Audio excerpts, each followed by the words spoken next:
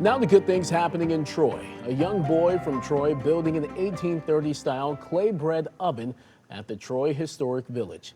We met Anson last month at one of our Let's Talk events in Troy. He's trying to become an Eagle Scout, one of the highest honors in scouting, which involves a pretty big project. Today, he had a chance to test it out. 7 News Detroit reporter Jolie Sherman shows us how he went above and beyond to create something that will benefit generations to come. Becoming an Eagle Scout is a big deal. In fact, less than 6% of scouts earn this rank. But the scout we met is determined, and why he chose to do something pretty elaborate for his Eagle project.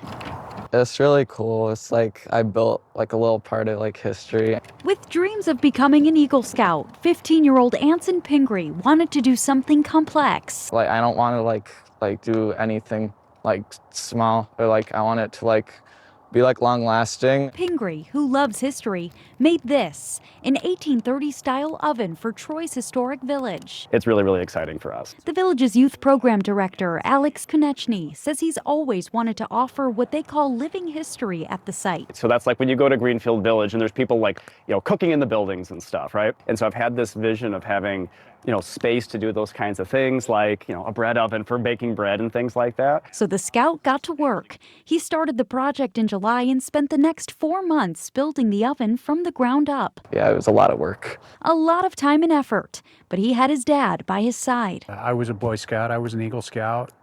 My father was an Eagle Scout. My grandfather was an Eagle Scout. Donations from family and friends helped pay for the project, which came out to $1,300. And on Saturday, the oven was fired up for the first time as people came out to participate in a bread baking class.